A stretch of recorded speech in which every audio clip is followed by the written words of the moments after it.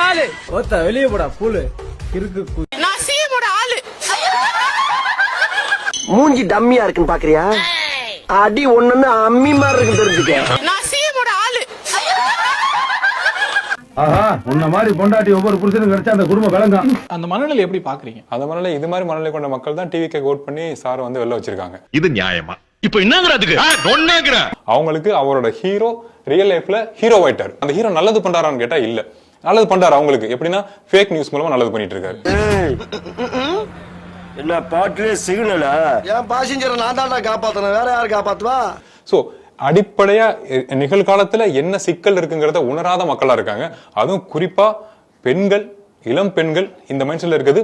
எதிர்கால தலைமுறைக்கு தமிழ்நாட்டுக்கு மிகப்பெரிய பேரழிவை கொடுக்கும். ஆபத்து கிடையாது, பேரழிவை கொடுக்கும் நான் சொல்றேன். போட்டு கொடுக்குறியா? கொளத்தூர் தொகுதி, சென்னை கொளத்தூர் மு.க. ஸ்டாலின் போட்டியிட்ட தொகுதி, அதே மாதிரி காஞ்சிபுரம் தொகுதி, ராஜபாளையம் தொகுதி, இந்த 3 தொகுதியில இந்த வெரிஃபிகேஷன் ப்ராசஸ் அது நடக்குது. 8 மிஷின் வெரிஃபை பண்ணோம். அதுல 3 மிஷின்ல பிரச்சனை இருக்கு. 30% அதிகமான வாக்குப்பதிவு இயந்திரங்கள் சரியாக இல்லாததனால் எங்களுக்கு இந்த மொத்த நடைமுறையிலுமே நம்பிக்கை இல்லை. அடிக்கிற அடியில உடம்பெல்லாம் புண்ணாயி பொணநாத்தம் வர அளவுக்கு அடிக்கணும். யார் இவனை தானே?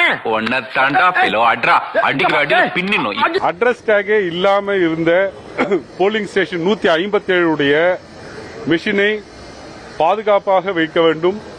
நாங்கள் உரிய நீதிமன்றத்தை அணுகுவோம். அப்ப இது எவிடன்ஸா தேவைப்படும். எனவே இதை சீலிட்டு பத்திரமாக வைக்க வேண்டும் என்று கேட்டிருக்கிறோம். என்ன அப்படி பாக்குறீங்க? என் மேல சந்தேகமா இருக்கு. 2 அரக்கு சீல் இருக்கணும். அதுல அந்த வாக்கு எண்ணிக்கை, அந்த வாக்கு இயந்திரம் 2 சீல்கள் இல்லை. புதியதான அட்ரஸ் டேக் இருக்கிறது. எனவே இந்த மொத்த தேர்தலிலுமே வாக்குப்பதிவு இயந்திரங்கள் சரியாக பாதுகாக்கப்படவில்லை. வெட்டித்தனமா பேசுற, வெட்டிட்டு பேசுறியா? அவசரப்படாதியா? தேர இழுத்து தெருவில் விட்டு போறான். இங்க கை வேற நடக்குது, சொன்னா கேளு. தவறு இவரி மேல விழுந்தா அநியாயமா ஒரு உசுறு போயிருமியா? சரியாக பாதுகாக்கப்படாததினால் இந்த தேர்தல் முறையான தேர்தல் இல்லை என்பதை எங்களால் அறிவியல் பூர்வமாகவும் சட்ட ரீதியாகவும் தெரிந்து கொள்ள முடிந்தது. இனிமேலாவது யாருக்கும் எங்கேயும் இந்த மாதிரி நடக்கக்கூடாது.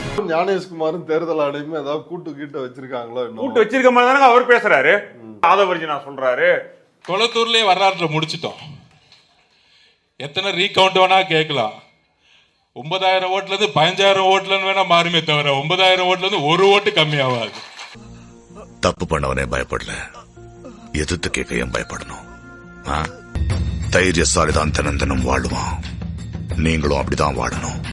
எஜுகேஷன் மினிஸ்டர் ராஜ்மோகன் அவர்கள் எஜுகேஷனை வந்து கன்கரண்ட் லிஸ்ட்ல கொண்டு வரணும் அப்படின்னு சொல்லி வலியுறுத்தி இருக்கிறாரு. அது ஒரு பெஸ்ட் ஐடியா. ஆனா அது யார் அவர்கிட்ட போய் சொல்றது? எஜுகேஷன் ஆல்ரெடி கன்கரண்ட் லிஸ்ட்ல தான் இருக்குங்கிறத. கருணை அடிப்படையில் வேலை கொடுக்கறது வந்து 3 நபர்களுக்கு மட்டும் தான் வரும். ஒன்று வந்து ஏற்கனவே இருக்கிற கவர்மெண்ட் எம்ப்ளாயி, அவர் இறந்து போகிற விபத்தின் காரணமோ ஏதோ ஒரு காரணமோ வேலையில் இருக்கையில் சர்வீஸ் பீரியட்ல இறந்து போயிருந்தா அவங்க ஃபேமிலிக்கு கொடுக்கணும். 2வது மெடிக்கல் இன்வாலிடேஷனால இறந்து போகிற கவர்மெண்ட் சர்வெண்ட் கொடுக்கணும். அது மிஸ்ஸிங் கவர்மெண்ட் சர்வெண்ட். இந்த 3 பேருக்கு மட்டும் தான் கொடுக்க முடியும். இதை தவிர வேற யாருக்குமே வந்து கவர்மெண்ட் கொடுக்கக்கூடாது, கொடுக்கவும் முடியாது. ரூல்ஸ் அதுதான் இருக்கு. இந்த கரூர் கூட்ட நெரிசல்ல பையன் இறந்துட்டான். என் பையன் ஒருத்தன் தான் எங்கள் வீட்டில் வருமானம். அவன் தான் என் குடும்பத்தை பார்த்துட்டு இருந்தான். இப்போ நான் வேலைக்கு போயிட்டு தான் இருக்கேன். என் பொண்ணுக்கு இந்த வேலை கொடுத்தாங்க. சரி, இனிமேட்டுக்கு பிரச்சனை இல்லை, நம்மள பொண்ணு பார்த்துக்கும்னு நினைச்சிட்டு இருந்தேன். இப்போ வந்து கோர்ட்ல அந்த வேலையை ரத்து செஞ்சிருக்காங்க. ஏங்க மீட்டிங்க்கு போன நல்ல தாய் அந்த மாதிரி போக மாட்டாங்க. நாங்களாம் போக மாட்டோம். ஒரு நடிகர் ஒரு நாளெல்லாம் சினிமால மூஞ்ச பார்த்துதான் இருக்கிறோம், டிவியில பாக்குறோம். ஒரு நடிகருக்காக உயிரை இழக்கிறது ரொம்ப தப்பு. இதுக்கு முன்னால ஒரு அவமானப்பட்டதே இல்லையா? ஆனா இது ஒரு சிலர் வந்து ஆதரிக்கிறாங்க. கட்சிக்காரங்க தான் இதை ஆதரிப்பாங்க. அவரை மாதிரி தற்கூறிங்க ஒண்ணுமே தெரியாதவங்க தான் இதை ஆதரிப்பாங்க. சார் ரொம்ப போடாது சார், எனக்கு கூச்சமா இருக்கு. குழந்தைங்க எல்லாம் இறந்துருக்காங்க, நீ காசு கொடுத்துட்டீங்க. அதுக்கப்புறம் இப்ப திருப்பி என்னதுக்கு? அது அவர்கிட்ட கோடி கோடியா பணம் இருக்குது. ஒரு ஆளுக்கு 1 கோடி கொடுத்தா கூட 42 கோடி கொடுத்து அவங்களை காப்பாத்தி இருக்கலாம். ஏன் கவர்மெண்ட்லுக்கு எவ்வளவு பிள்ளைங்க படிச்சுட்டு வேலை இல்லாம கஷ்டப்படுதுங்க, காத்துனுக்குதுங்க. அந்த பிள்ளைங்களுக்கு அந்த வேலையை கொடுக்கணும். இந்த வேலை கொடுத்தது தப்பு. சொன்னாக்கள் போதில் பார்த்து உன்னால நான் ரொம்ப சாதாரணமா இருக்கேன், ஏதோ தெரியாம பண்ணிட்டு மன்னிச்சிரு. நேரம் நெருங்கி விட்டது. இன்னும் சில வினாடிகள் தான். வில்லிலிருந்து புறப்படும் அம்பு போல் இருக்க வேண்டும். கரூர் நெரிசலில் உயிரிழந்தோர் குடும்பத்துக்கு வழங்கப்பட்ட பணியாணை ரத்தான விவகாரம் உயர்நீதிமன்ற மதுரை கிளை உத்தரவுக்கு எதிராக உச்சநீதிமன்றத்தில் தமிழக அரசு மேல்முறையீடு.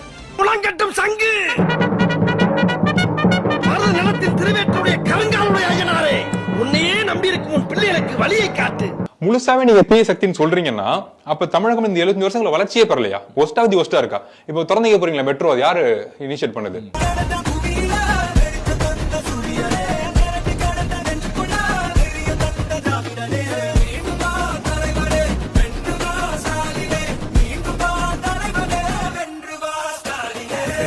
என்ன பத்த ஆத்தா நில்லுமா நில்லுடா அப்படியா ரைட் வா போவா அண்ணே ஒரு நிமிஷம் ஒரு போட்டோ அப்படியே அடிச்சிங்களே அடிச்சிங்க ரெடி போலாமா போலாம். எவ்வளவு சிக்கலுக்கு நடுவுல எவ்வளவு பொருளாதார நெருக்கடிக்கு நடுவுல மெட்ரோ திட்டம் எப்படி தொடர்ந்து நடந்துகிட்டு இருந்துச்சு? கோயிந்தா உன் பக்தனை ஏப்பா இப்படி சோதிக்கிற? உனக்காக தானே உடம்பெல்லாம் நாம போட்டு வந்தேன். கோயிந்தா எங்களுக்கு விஜய் பிடிச்சிருக்கு. குட்டி குஞ்சு எல்லாத்துக்குமே பிடிக்குது. குட்டி குஞ்சு எல்லாத்துக்குமே பிடிக்குது. இந்த மாதிரியான தற்கூரி சகோதரிகளை எந்த டேஷ் கொண்டு அடிக்கிறது நமக்கு தெரியல. சென்னை உயர்நீதிமன்ற மதுரை கிளையில் இருக்கக்கூடிய நீதிபதிகள் அவங்களுக்கு மாற்றாக இந்த சகோதரிய ஒரு நாள் நீங்க வந்து நீதிபதியா பணியில அமர்த்துங்க. எப்படி தீர்ப்பு கொடுக்கறாங்க மட்டும் நீங்க பாருங்க. எதுக்கு இந்த விஷ பரீட்சை? தீர்ப்பு தப்பு சார். கோர்ட் சொன்னது தப்பு தான். அவர் கொடுத்த வேலையை தட்டி பறிக்க உனக்கு என்னடா ரைட்ஸ் இருக்கு? குடு. கோர்ட் எப்படி? கோர்ட்டை பத்தி நமக்கு தெரியுமா? அண்டர் கிரவுண்ட்ல வாங்கிச்சா மேல் கிரவுண்ட்ல வாங்கிச்சா நமக்கு தெரியாது இல்ல. நம்ம இங்க உட்கார்ந்துட்டு இருக்கோம். ஜட்ஜ்மெண்ட் இஸ் தப்பு. அந்த பார் அவையார் கூப்பிடுறாங்க போ. நாட்டுக்காக உயிர் துறந்த 41 தியாகிகளுக்கு அரசு வேலை கொடுக்காம நீங்க தடுத்துட்டீங்க. இன்னைக்கு சகோதரி எப்படி பேசுனாங்க பாத்தீங்களா? ஜட்ஜ்மெண்ட் தப்புங்க, தப்பு.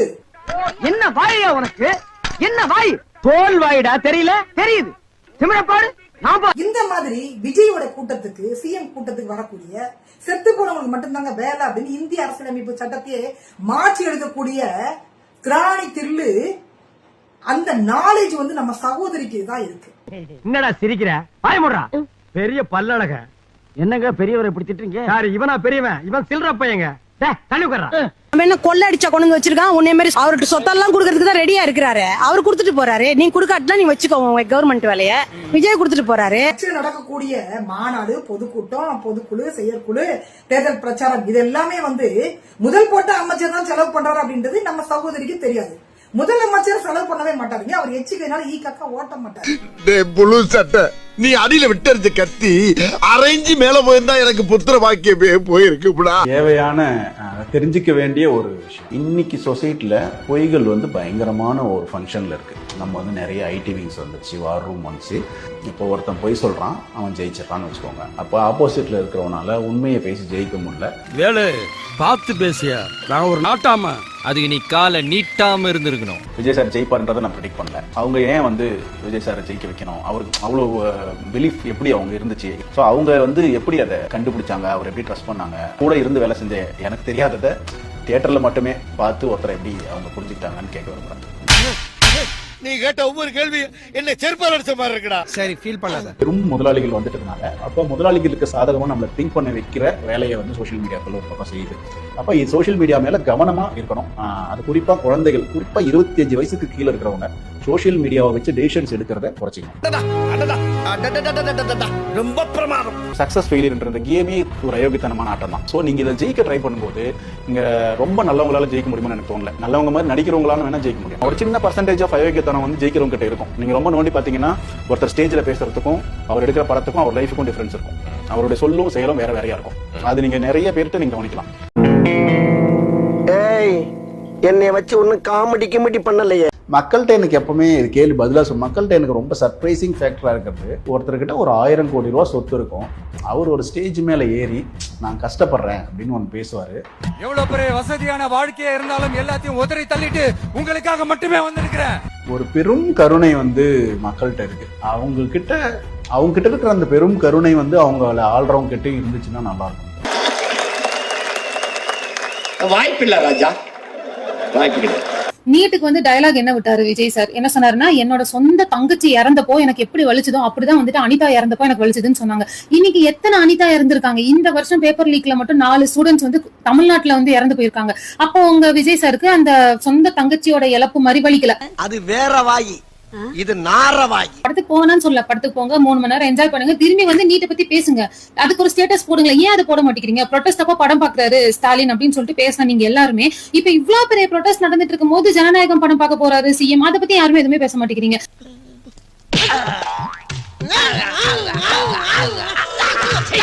கரூர்ல டெத் நடந்தப்போ வந்து மலேசியால போய் டான்ஸ் ஆடிட்டு இருந்தாரு.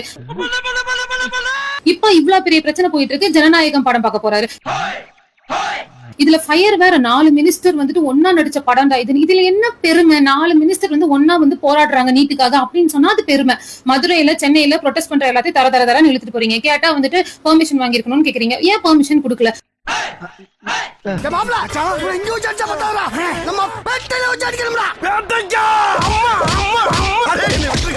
இதுல முட்டி போட்டு போய் சாப்பாடு சாப்பிடுறாங்க அந்த படம் வந்து ஹிட் ஆகணும் அப்படின்னு சொல்லிட்டு. வெக்கம் கட்டுவீங்களா? இதுக்கு எதுக்குடா வெள்ளையங்கிலி மாலையன்னு மானம் கட்ட அயோக்கிய பள்ளிகளா, குழப்பத்தை புழுத்த வேலையா, இதுக்கு ஒரு 4 பேர்த்த மூத்திரத்தை வாங்கி மடங்கு குடிக்க வேண்டியதானே? ஐயோ, இதுல ஒரு பீக் மட்டும் ஒண்ணு பார்த்தேன் ஒரு பேஜ்ல. அப்பா என்னமா சொல்லியிருந்தாங்க, அண்ணா நீ ஏன் சைலண்டா இருக்கன்னு எங்களுக்கு தெரியும்னா, நீ டைரக்டா 2029ல வந்துட்டு மோடியவே அழிக்க போற அப்படிதானே அப்படின்னு. யாரா நீங்களா? நான் கூட சர்க்காஸ்டிக்னு நினைச்சு படிச்சிட்டு இருந்தேன். ரொம்ப வாடுறானே. படம் ஓப்பனிங்ல அவரோட ஃபேஸ் பார்த்தாலே அழுகுறானுங்க, எண்டு கார்டுக்கு அழுகுறானுங்க, டைட்டில் கார்டுக்கு அழுகுறானுங்க, எல்லாத்துக்கும் அழுகுறானுங்க. சரி ஓகே, ரொம்ப பீக் எமோஷன்ல இருக்காங்க போல அப்படின்னு பார்த்தா பீக் எமோஷன் அவங்களுக்கு அதுக்கு மட்டும்தான் வருது. அதையும் நீ ஸ்டேட்டஸ் போடு, இதையும் ஸ்டேட்டஸ் போடு. நீட்டுக்காக போராடி எத்தனையோ பேர் வந்து செத்துருக்காங்கல்ல, அவங்களுக்காக தானே இன்னைக்கு போராடிட்டு இருக்காங்க. அப்போ உனக்கு அந்த எமோஷன் வரலையா? தெரியாது போல நம்மள பத்தி. அசம்பிளில உதயநிதி சொன்னாரு, இது வந்து ஷூட்டிங் நடக்குதுங்க, இவங்க வந்து ஆக்ஷன் சொல்லி நடிச்சிட்டு இருக்காரு. அப்ப கூட நான் நம்பல, சரி சும்மா ஏதோ கலாய்க்கிறாரு அப்படின்னு பார்த்தா அப்ப விஜய் வந்து கேட்டாரு, எனக்கு பெர்மிஷன் கொடுங்க, ஒரு ஆக்ஷன் பண்ணிக்கணும்னு கெஞ்சி கேட்டு அந்த ஆக்ஷன் பண்ணாரு. பார்த்தா படத்துல அந்த ஆக்ஷன் சீனை வச்சிருக்காங்க. அது வந்து ஃபயர் ஓட்டுறதுக்காகவே. அப்போ அசம்பிளில ஷூட்டிங் தான், கரூர்லயும் ஷூட்டிங் தான். அது எப்படிடா உன்னால மட்டும் இப்படி எல்லாம்? டாய்லெட் திறப்பு விழாவிற்கு வந்த கனிமொழி சந்தோஷ்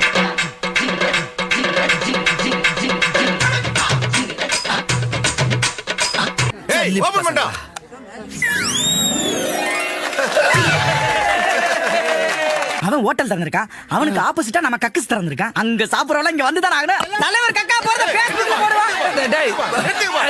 தலைவர் தான் முதல்ல போணும். தலைவரே நீங்க இருந்துட்டு வாங்க. எது இருந்துட்டு வரவா? பேர்களை பாருங்களேன், குஷி மோகன், கில்லி சரத்து, பள்ளி சரத்து, அம்பாடி பொம்பளை, பிகில் ஜெகதீஸ்வரி.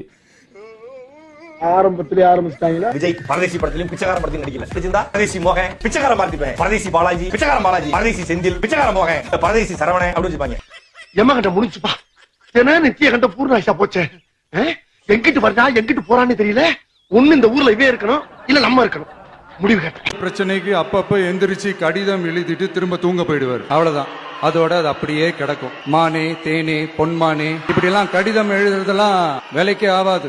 ஒன்றிய அரசுக்கு அந்த உண்மையான உணர்வு பூர்வமான அந்த அழுத்தத்தை கொடுக்கணும். மேகதாது அணை விவகாரம் குறித்து பிரதமர் மோடிக்கு முதலமைச்சர் விஜய் கடிதம் எழுதியிருக்கிறார். இதை சொல்வதற்கு வெக்கமாக இல்லை. அமைச்சரே, இதெல்லாம் ராஜ்யசபையில் சகஜம். தெரியுதுல, பொத்தி போ. அங்க இருக்கிறது பேன் நீட்டுக்காக இல்ல, ஃபேர் நீட்டுக்காக. உங்களுக்கு நீட் ஓகேன்ற ஒரு ஸ்டாண்ட்ல நீங்க இருக்கீங்க. Yes, NEET is very much required. மத்த எல்லாத்துக்கும் competitive exams all over India இருக்கும்போது மெடிக்கல் ஸ்டூடெண்ட்ஸ்க்கு மட்டும் ஏன் இருக்க கூடாது? வகையா மாட்டிக்கிட்டே ஆத்தா வேற சொல்லி தப்பா சம்பாதிச்சில்ல, அதுக்கு ஆத்தா கொடுத்த தண்டனை. எல்லாருக்குமே ஒரு சர்ப்ரைஸ் காத்துட்டு இருக்கு. நீங்க தினமும் வாங்குற கடைக்கு போயிட்டு, அதாவது அரிசி வாங்குற கடைக்கு போயிட்டு 1 கிலோ அரிசி நீங்க வாங்கி பாருங்க, உங்களுக்கு சர்ப்ரைஸ் காத்திருக்கு. சத்தம் போட்டு பேசாத, ஏன்டா கத்துற? மெதுவா பேசு. இந்த ஜிஎஸ்டி சட்டத்தின்படி 25 கிலோக்கு கீழே வாங்கக்கூடிய அரிசிக்கு 5% ஜிஎஸ்டி விதித்திருக்கிறார்கள். பாத்தீங்களா எப்பாற்பட்ட மாற்றம்? இந்த பாராட்டுக்கெல்லாம் காரணம் நான் இல்ல, இவர் எங்க அண்ணன். குறைந்தபட்சமாக எல்லாரும் சாமானிய மக்கள் எல்லாம் வாங்கக்கூடியது 5 கிலோ 10 கிலோ. இட்லி அரிசியாக இருந்தால் 1 கிலோ வாங்குவார்கள். அவர்களுக்கெல்லாம் வரி என்றும், இதற்கு மேலே விற்பனை செய்யக்கூடிய ஹோட்டல் இண்டஸ்ட்ரிக்கு 50 கிலோ பேக்கிலே கொடுக்கிறோம்.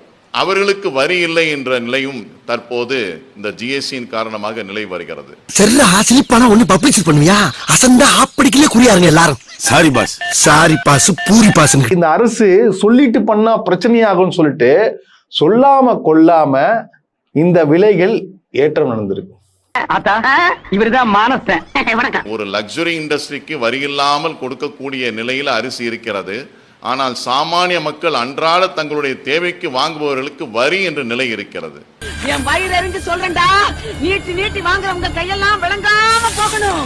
போன அரசுல கூட இப்போ வந்து பாத்தீங்கன்னா பெட்ரோல் விலை ஏறுது, இல்ல வந்து கரண்ட் பில் ஏறுதுன்னா கூட இன்ஃபர்மேஷன் கொடுத்துருவாங்க. இந்த மாசத்துல இருந்து உங்களுக்கு கரண்ட் பில் ஏறும் அப்படின்னு சொல்லிருவாங்க. இல்ல எதனா விலை ஏற்றம், இல்ல பஸ் டிக்கெட் விலை ஏறுதுன்னா கூட இன்ஃபர்மேஷன் கொடுத்துருவாங்க. பட் ஆனா எந்த ஒரு தகவலும் கொடுக்காமல் விலைகள் ஏற்றப்பட்டு கொண்டிருக்கிறது. வேண்டாம்னு சொல்றதுக்காக காரணம் 4 இயர்ஸ் ட்ரை பண்ணிருக்கு. 4th இயரும் அந்த குழந்தைக்கு ஒரு டவுட் இப்ப கிடைக்குமா கிடையாது. நல்ல மார்க் எடுத்து வந்து திரும்பவும் டாக்டர் நான் சொன்னேன், நீ கண்டிப்பா லாயர் போய் ட்ரை பண்ணா, நான் ஒரு லாயர் அப்போ இதை விட பெஸ்டா இருக்கும் உங்களுடைய கரியர் அப்படின்னு சொல்லி அந்த பொண்ணுக்கு நான் சொல்லி அனுப்பிச்சேன். ஏதோ பேசுறதுக்காக நான் பேசிட்டு இருக்காத, நேரத்துக்கு எடுத்தாத நல்ல விவரமா பேசு. இப்ப கால் பண்றா எக்ஸலண்டா இருக்கு, அவங்களுக்கான தேவை அதிகமா இருக்கு. நீங்க யாராவது போய் கால் பண்றது நீங்க போய் கூப்பிடணும்னா நீங்க 1 வீக் ஆகுது அப்பாயின்மெண்ட் கிடைக்கும். அவங்க கூப்பிட்டு வந்து நீங்க பாக்குறதுக்கு 1 வீக் ஆகுது. அவங்களோட தேவை அதிகமா இருக்கு. சோ எல்லா பிளம்பர் இருக்காங்க, பிளம்பரோட தேவை அதிகமா இருக்கு. சோ எல்லாரும் அதை வந்து ஒரு ஜாபாவோ ஒரு ப்ரொஃபஷனாவோ கன்சிடர் பண்றது. வர்றாம் பார் அங்க சுத்தி இங்க சுத்தி அவன் வழிக்கு வந்துட்டான் பார். காலையில கடைசி வரைக்கும் மேகதாதுன்னா என்னன்னு தெரியாது. ஒரு நிமிஷம் நான் சொல்றதுக்கு இந்த மாதிரி கேட்டு பாருங்க. உதயநிதி போய் மேகதாதுல என்ன பிரச்சனை, உங்க தாத்தா என்ன செஞ்சாங்க, என்ன இப்ப உங்களுக்கு என்ன தெரியும்னா உதயநிதி ஸ்டாலின் அவர்கள் அதுக்கு பதில் சொல்லுவாரு. நீங்க வேணா பாருங்க. தம்பி உன் பேர் என்ன? குப்புராஜ் எல்லாம் பெஞ்ச் மேல உட்கார கூடாது, ஓடி போய் ஓரமா உட்காரு. மேகதாட்டு அணை குறித்து எதிர்க்கட்சி தலைவருக்கு பெரிதாக ஒன்றும் தெரியாது.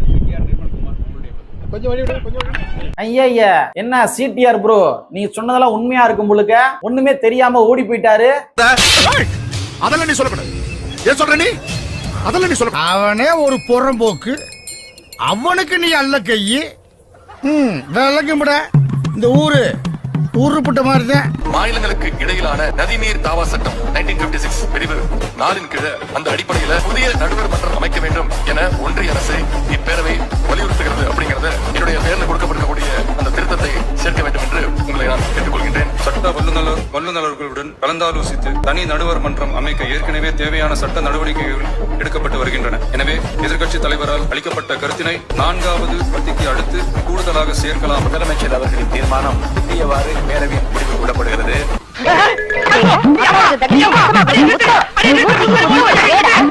தமிழ்நாட்டை பாதிக்கக்கூடிய விதத்தில் கர்நாடகாவில் மேகதாதுவில் காவிரியின் குறுக்கே அணை கட்டுவதற்கு தமிழ்நாட்டு அரசினுடைய அனுமதி தேவையில்லை என்று பாஜக அரசு அறிவித்திருக்கிறது. இது ஒட்டுமொத்த தமிழ்நாட்டையும் பாலைவனமாக்கும் மாபெரும் சதி என்று நாங்கள் கதறி துடித்துக் கொண்டிருக்கின்றோம். பாஜகவின் இந்த அறிவிப்பு பாசிசத்தில் வருமா, பாயாசத்தில் வருமா? பதில் சொல்வீர்களா மிஸ்டர் தூயசக்தி? வெறுப்பேத்துகிறாயா? தமிழ்நாட்டின் 151 உயர் சிறப்பு மருத்துவ படிப்பு இடங்களை கைவிட்ட தாவேக அரசுக்கு மருத்துவர்கள் சங்கம் கண்டனத்தை பதிவு செய்திருக்கிறது. புரியலையே, சொல்றேன்ப்பா. நீட் சூப்பர் ஸ்பெஷாலிட்டியில தமிழ்நாட்டுக்கு எந்த கோட்டாவும் கிடையாது. 100% அவங்க வந்து எப்படியும் ஃபில் பண்ணான்றது. போன தமிழ்நாடு அரசு அதற்கு எதிராக ஒரு கடும் போராட்டத்தை நடத்தி, இது அரசு தமிழக அரசினுடைய பணத்தில் உருவாக்கப்பட்ட மருத்துவ கட்டமைப்பு. இதுல தமிழக அரசு மருத்துவர்களுக்கே வந்து அவங்களுக்கு பிரெஃபரன்ஸ் இல்லைன்னா இது வந்து தவறு என்று உச்சநீதிமன்றத்துல நீண்ட வழக்காடி சூப்பர் ஸ்பெஷாலிட்டியில 50 விழுக்காடு சீட் வந்து இடங்கள் வந்து தமிழக அரசு மருத்துவர்களுக்கு கொடுக்கப்பட்டது. அதுல இருந்து 52%, அது 152 சீட்டை வந்து மறுபடியும் சரண்டர் பண்ண சொல்றது வந்து மிக மிக தவறானது. உங்களை பாக்குறதுக்கு எப்படி இருக்கு தெரியுமா? எப்படி இருக்கு? ரொம்ப கேவலமா இருக்கு. ரொம்ப வாடுறானே, நான் என்னப்பா பண்றது? என்னைக்கு எங்க அப்பா இந்த நான்சென்ஸ கையில புடிச்சு கொடுத்தானோ அன்னைக்கு இருந்து பீட ஒராசிட்டே இருக்குது பாரு. என்னை பொறுத்த வரைக்கும் மேபி தனுஷ் வந்து கமிட் ஆயிட்டாருன்னு வச்சுங்க பாலிடிக்ஸுக்கு, மேபி டிஎம்கே இருக்காது.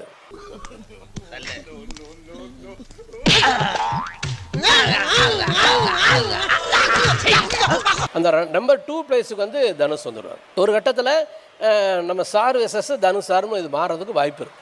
அதே டெய்லர், அதே வாடக, அதே ஸ்கிரிப்ட். டேய் எங்கெல்லாம் பார்த்தா உங்களுக்கு எப்படா தெரியுது? கண்டிப்பா விஜய்க்கும் இவங்களுக்குமான வித்தியாசம் என்னவா இருக்கு? இல்ல விஜய்க்கு தமிழக மக்கள் கொடுத்த அந்த ஹோப் எல்லாருக்கும் கொடுப்பாங்கன்ற நம்பிக்கை கொடுக்க மாட்டாங்க. விஜயகாந்துக்கு கொடுக்கல, கமலுக்கு கொடுக்கல, சிவாஜி கொடுக்கல, பாக்யராஜ் கொடுக்கல, டி ராஜேந்தர் கொடுக்கல, SSR கொடுக்கல, சரத்குமார் கொடுக்கல, எண்ணிலடங்காதவர்களுக்கு கொடுக்கல, விஜய்க்கு கொடுத்தாங்க. there is something. அது வந்து இந்த 20 ஆண்டு கால உழைப்பு, ஒரு நாள் 2 நாள் இல்ல. ஓகே, 20 இயர்ஸ், ஒரு 10-12 படங்கள். நீங்க சொல்ற மாதிரி அவருடைய படங்கள்ல நிறைய அரசியல் ரீதியான பிரச்சனைகளையும் சந்திச்சிருக்காரு. அரசியல் தலைவர்களோட பகையும் சம்பாதிச்சு எல்லாத்தையும் அதை தான் நான் சொல்ல வரேன். தனுஷ் எந்த பகையை சம்பாதிச்சார்? இதெல்லாம் தாண்டி எப்படி ஆரம்பிக்க போற, எங்க ஆரம்பிக்க போற? முடியாதுங்கிற கஷ்டம்தான். ஆதரவு சம்பாதிச்சிருக்காரு. யாரோட ஆதரவு? பிஜேபி ஆதரவு முடியும் இல்ல பிஜேபியோட வருதா? கமான், இது வந்து பொங்கலோ பொங்கல் தான் இது.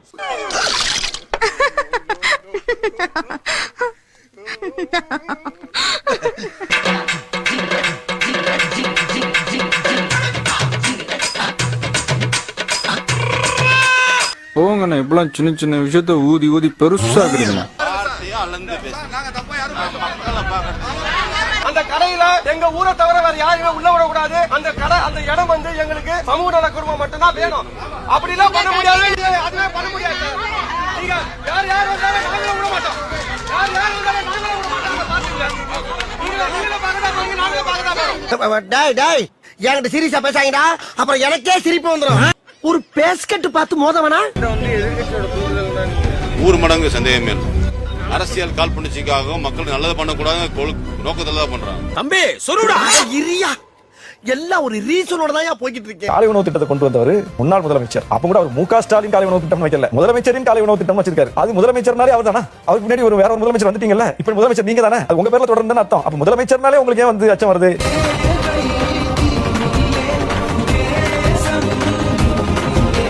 இது வந்து எப்படி இருக்குன்னா கொஞ்சம் காமெடியா தான் இருக்கு பார்க்க. நீங்க நாங்க நீட்டுக்கு எதிர்ப்போம், ஆனா போராட்டம் நடத்த விட மாட்டோம்னா இதுவே ஒரு அடக்குமுறை தான் நான் வந்து சொல்லுவேன். போங்கண்ணா, இப்பெல்லாம் சின்ன சின்ன விஷயத்த ஊதி ஊதி பெருசாக்குறீங்கண்ணா. ஒரு ட்வீட் போட்டிருந்தாரு இல்லையா, நாங்க நீட்டுக்கு எதிர்ப்பாதான் இருக்கோம் தான் சொன்னாரே தவிர அவரோட கூட்டணி கட்சி தலைவர் ராகுல் காந்தி அவர்கள் கைது செய்ததுக்கு எந்த விதமான கண்டனமும் தெரிவிக்கல. அவரோட அரசுக்கு களங்கம் விளைவிக்குமான்றதான் பயப்படுறாரே தவிர மாநில உரிமை, இன்னைக்கு வந்து கல்வி வந்து மாநில பட்டியலுக்கு வரணும், அதாவது பொதுப்பட்டியல்ல இருந்து மாநில பட்டியலுக்கு வரணும்ன்றத நோக்கி அவங்க கட்சியோட குரல்ன்றதே இல்லன்னு தான் நம்மளால பார்க்க முடியுது. ஐயோ ஐயோ எப்பா, என்ன பிரதர், ஒரு ரொமான்டிக்ல கூட்டத்துக்கு ஓடி வந்தீங்க? இன்னும் நிறைய ஸ்டாக் இருக்கு, வேணுமா? போதும் போதும், இதுக்கு மேல தாங்காது. நீதிமன்றத்தோட உதவியோட 50 நாள்ல விஜய் தலைமையிலான அரசு செஞ்ச 5 சாதனைகள். மதம் மாறியவர்களுக்கு இடஒதுக்கீடு இல்லை. வெக்கமல்ல, நீ வந்து உட்கார்ந்து இருக்க, இதுல கண்ணாடி வேற உன் மண்டைக்கு. திருப்பரங்குன்றத்தில் நில அளவை செய்யலாம். உனக்கு அறிவு இருக்கா? நான் கேட்கறதுக்கு பதில் சொல்லு. இல்ல சொல்லு, உனக்கு அறிவு இருக்கா? கோயம்புத்தூர்ல சைவ வைணவ ஆலயங்கள் இருக்கக்கூடிய பகுதியில ஒரு சர்ச் கட்டுவதற்கு தடை. இப்படியே பறந்து போய்க்கிருந்தா மானந்தான் உன் தன்மானந்தான் பார்க்க. சிறுபான்மையினர் நிறுவனங்களுக்கு வெளிநாட்டுகள்ல இருந்து வரக்கூடிய பணம் வந்து இனிமேல் வரக்கூடாது. இத முளையிலேயே கிள்ளி எறியணும். பக்ரீத் அன்னைக்கு மாடு பலியிடக்கூடாது. அதெல்லாம் நீ சொல்லக்கூடாது. ஏன் சொல்ற நீ? அதெல்லாம் நீ சொல்லக்கூடாது. RSS பிஜேபி எதையெல்லாம் தமிழ்நாட்டில் செய்யணும்னு நினைச்சாங்களோ அதை இந்த 50 நாள்ல நம்முடைய விஜய் ப்ரோ அரசாங்கம் கோர்ட்டோட உதவியோட செஞ்சு முடிச்சிருக்காங்க. இந்த ஊரு ஊருப்பட்ட மாதிரி தான்.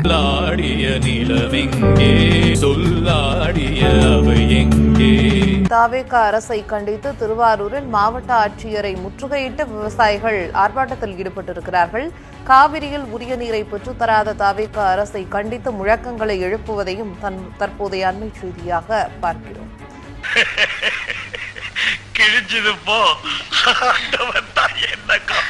தண்ணீர் திறந்து விட முடியாதுன்னு உறுதியா சொல்றாரு கர்நாடக முதலமைச்சர்.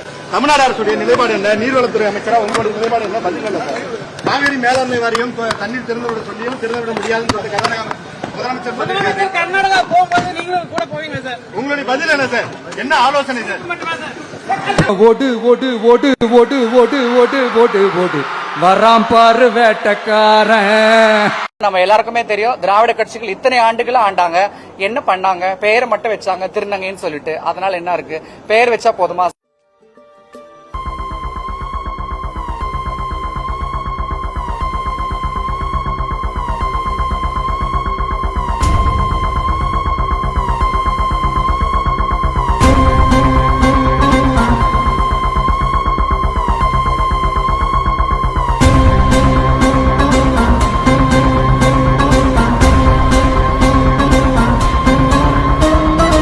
கொள்முதல் விலை தொடக்க விலைகள் இருக்கு இல்லையா, நம்ம அடிப்படை விலைகளை வந்து நம்ம வந்து இந்த டெண்டர்கள் எடுக்கும் பொழுது ஒருத்தர் வந்து இப்போ ஒரு லோவஸ்ட் வேல்யூ வந்து நம்ம ஃபிக்ஸ் பண்றாரு அப்படின்னா நம்ம அவருக்கு வந்து டெண்டர் கொடுக்கக்கூடிய நடைமுறையில தான் இங்க இருந்துச்சு.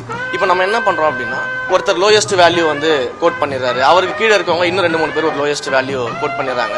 அதுல வந்து லோயஸ்ட் வேல்யூ ஒரு தடவை யார் கொடுத்துறாங்களோ அவங்களுக்கு நம்ம டெண்டர் கொடுத்துறோம். திரும்பவும் ஒரு லோயஸ்ட் வேல்யூ வந்து ஃபிக்ஸ் பண்றதுக்கான அந்த வாய்ப்பை நம்ம கொடுக்குறோம். இதன் மூலமாக மிக குறைந்த விலைக்கு நம்மளால வந்து கோயில்களுக்கு தேவையான பொருட்களை வந்து ப்ரொக்யூர்மெண்ட் பண்ண முடியும்.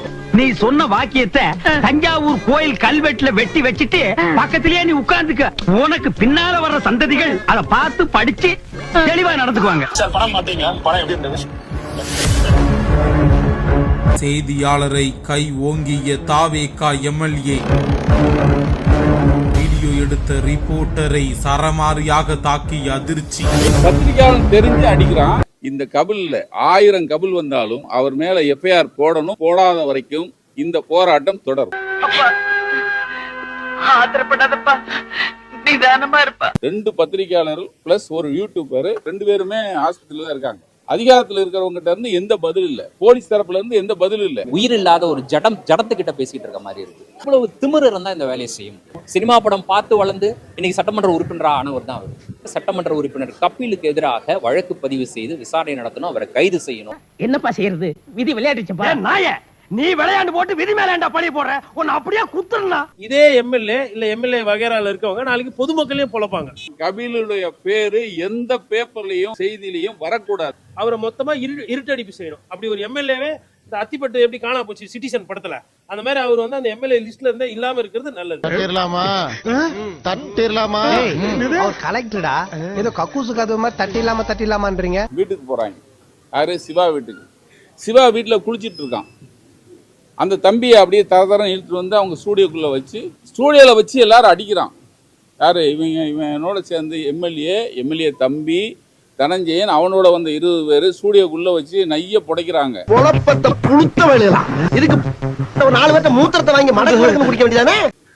நம்ம தினமலர் தினகரன் பத்திரிகையாளர் 2 பேர் வந்துடுறாங்க. உள்ள வந்து அவங்க இந்த சம்பவத்தை வீடியோ எடுக்கிறாங்க.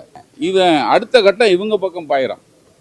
பாஞ்சு அவரு அதுல ஒருத்தர் உடம்பு சரியில்லாம இருக்காரு, தினகரன்கார். அவர் பேர் என்ன?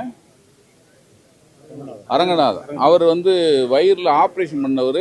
அவரை அடிச்சு கீழே தள்ளுறாங்க. அவர் மயங்கி விழுகிறாரு. அதுக்கடுத்து தினமலர் இருக்காரு, அவருக்கு வயசு 70 வயசுக்கு மேல, அவரையும் அடிச்சு கீழே தள்ளுறாங்க. எல்லாரும் 2 பேரும் மயங்கி கிடக்குறாங்க. இங்க பாருங்க, வாழ்க்கைன்னா சில அடிகள் விழத்தா.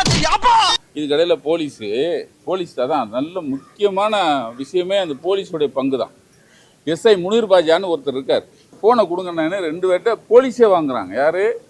சம்பந்தப்பட்ட தினகரன் அவங்க கையில் இருக்கிற செல்போனை வாங்குறாங்க. அதில் பாஸ்வேர்டை நீங்கள் சொல்லுங்கன்னு போலீஸே போட்டு தரான். அந்த முனீர் பாஷாவே பாஸ்வேர்டை போட்டு ஓப்பன் பண்ணி சம்பந்தப்பட்ட கபிலோடைய தம்பிட்ட கொடுக்குறான். அவனுக்கு அவன் டெலீட் பண்ணுறான். 2 போனையும் டெலீட் பண்ணிட்டு 2 போனையும் டெலீட் பண்ணிட்டு தூக்கி செவத்தில் எரிஞ்சிட்டு இவங்க அடிச்சுட்டு கிளம்பிட்டாங்க. அடிபட்ட உடனே இவங்க எல்லாரும் ஸ்டேஷன் போறாங்க. ஸ்டேஷன்ல கம்ப்ளைண்ட் கொடுக்குறாங்க. கம்ப்ளைண்ட்ல இவர் அவர் இன்ஸ்பெக்டர் ராமச்சந்திரன் இருக்காரு. ஏங்க இருங்க விசாரிச்சு பண்ணுவோங்கிறார். அப்ப இவங்க சொல்றாங்க, ஐயோ இந்த முனீர் பாஷா நிக்கிறார் எஸ்ஐ, அவர் முன்னாடி தான் அடிச்சது. முனீர் பாஷா நீங்க சொல்லுங்கிறான். அவன் மண்ணு மாதிரி நிக்கிறான். அவன் எப்படி சொல்லுவான்? இது ரொம்ப தர்க்கம் ஆன உடனே ராமச்சந்திரன் வாயிலிருந்து வந்த மொழி என்னன்னா, மேல இருந்து எங்களுக்கு வந்தாதான் சார் எஃப்ஐஆர் போடுவோம். இன்னும் மேல இருந்து வரல. இந்த நிமிஷம் வரைக்கும் மேல இருந்து எந்த மேல இருந்துன்னு தெரியாது. அது ஜோசப்ட இருந்து வருமா இல்ல வேற யார்கிட்ட இருந்து வருமான்னு தெரியாது. இந்த நிமிஷம் வரைக்கும் எஃப்ஐஆர் போடல. அப்போ நடந்த சம்பவம் திங்கட்கிழமை, இன்னைக்கு 3வது நாள் ஆயிடுச்சு. சொல்றா என்ன நம்ம பேசுறான் ஏதாவது பேசுறான்.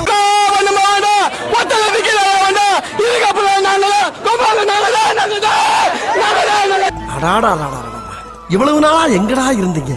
நீங்க எல்லாம் ஆரம்பத்திலே என் கூட இருந்திருந்தா ஒருத்தன் என்னை அடிச்சிருக்க முடியுமா? இல்லாதனாலதானடா அம்புட்டு அடி. உங்களால எனக்கு ஒரு விடிவு காலம் பிறந்துருச்சு.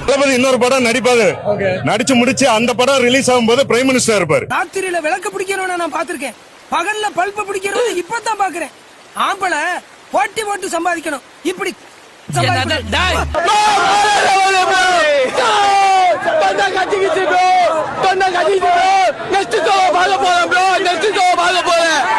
இவரெல்லாம் எப்படி வாழ்க்கையில உருப்பிட்டு சாதிக்க போறாரோ. அப்புறம் ஒரு முக்கியமான விஷயம்ப்பா. என்ன? மிக தெளிவாக பெருப்பு ஓய்வு பெற்ற ஐஏஎஸ் அதிகாரி சகாயம் முதலமைச்சர் விஜய்க்கு அவசரமாக இந்த கோரிக்கை வைத்திருக்கிறார். புரியலையே. சொல்றேன்ப்பா. ஊழல்வாதிகளை பக்கத்தில் வைத்துக் கொண்டு எப்படி ஊழலை ஒழிக்க முடியும்? எனவே ஊழலை ஒழிப்பேன், ஊழல் செய்யவும் மாட்டேன், ஊழல் செய்பவர்களையும் விடமாட்டேன், செய்தவர்களையும் விடமாட்டேன் என கூறியிருங்க நீங்கள். தற்போது ஊழல் செய்தவர்களை எல்லாம் பக்கத்தில் வைத்துக் கொண்டு எப்படி ஊழலை ஒழிக்க முடியும் என்ற வகையில் ஒரு கேள்வி எழுப்பியிருக்கிறார். ஐயா, இப்ப எதுக்கு வான்கோழி முட்டை போடுற மாதிரி வாய வச்சு நிறுகிற? Relax moms. இன்றைக்கு திரு விஜய் அவர்கள் முதல்வராக பொறுப்பேற்று நான் லஞ்சத்தை ஒழிப்பேன், பொது பணத்தை நான் தொடமாட்டேன், தொடவும் விடமாட்டேன், தொட்டவர்களையும் விடமாட்டேன் என்றெல்லாம் அவர் பேசுவது மக்களிடத்தில் பெரிய நம்பிக்கை அது உருவாக்கியதெல்லாம் நாம் அறிவோம். ஆனால் இன்றைக்கு இந்த முன்னாள் அதிமுக அமைச்சர்கள் புதுக்கோட்டை விஜயபாஸ்கர் அவர்கள்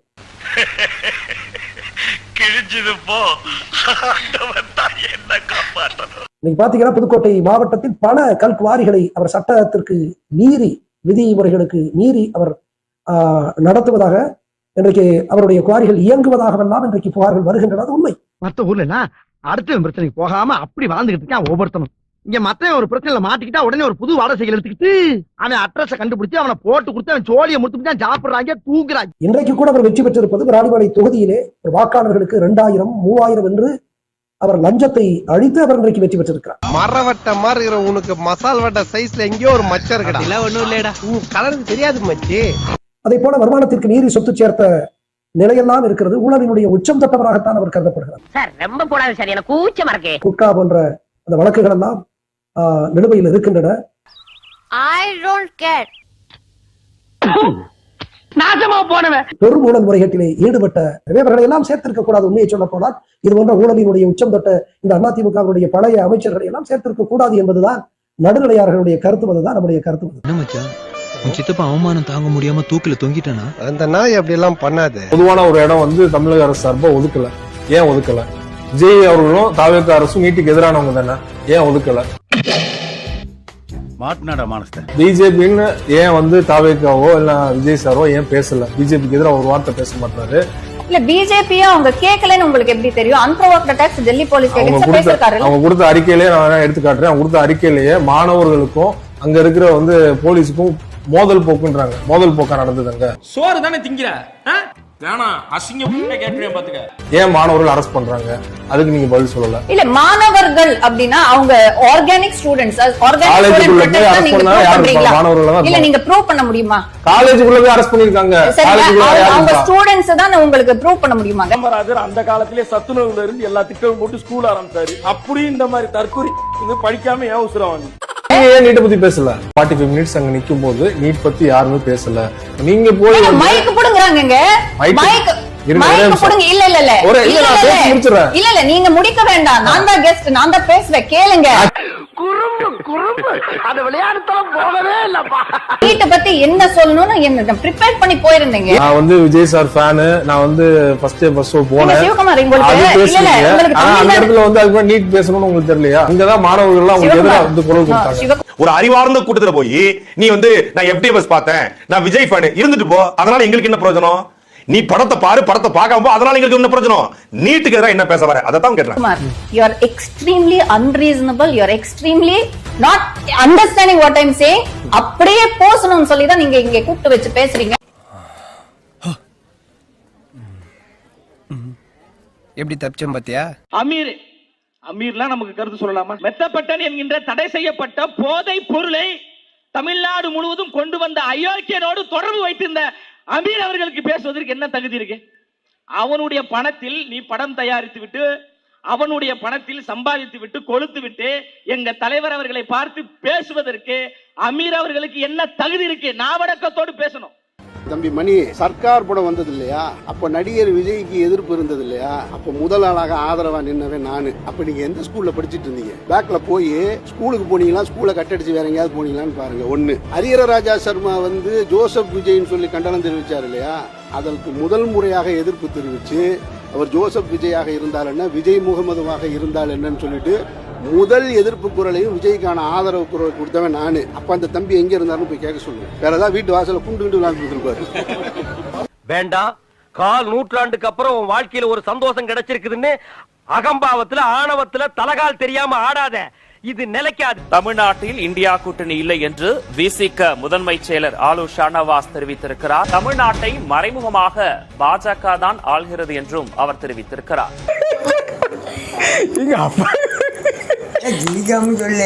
சாய்குமாரின் பணிகாலத்தை நீட்டித்தது சந்தேகத்தை ஏற்படுத்துகிறது என்றும் அதனால்தான் எல்லாவற்றையும் எதிர்க்க வேண்டிய அவசியம் இல்லை என அரசு கூறுகிறது என்றும் ஆலு ஷானவாஸ் தெரிவித்திருக்கிறார்.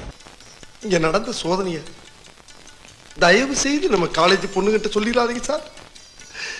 என் இமேஜ் ஸ்பாயில் ஆயிரும். ட்ரை பண்றேன். மக்களே, பின்னாடி நின்றுட்டு இருக்கிறது வந்து நம்மளுடைய தக்கூசு. எதுக்காக வந்திருக்காங்கன்னா மாணவர் போராட்டத்தை ஹைஜாக் பண்ணி ஸ்டிக்கர் ஓட்டுறதுக்கு வந்திருக்காங்க. அட வெக்கம் கேட்டவங்களா, எதுக்குடா வெள்ளையும் சொல்லியுமா அலையறீங்க? போராட்டத்துக்கே அவனுக்கு கலந்துக்கல. போராட்டத்துக்கு பர்மிஷன் கேட்ட டினை பண்ணானுங்க. மெரினாக்கு பர்மிஷனே கொடுக்கல. No problem. உங்களை அனுப்புன அந்த யாருன்னு இப்போ தெரியணும்.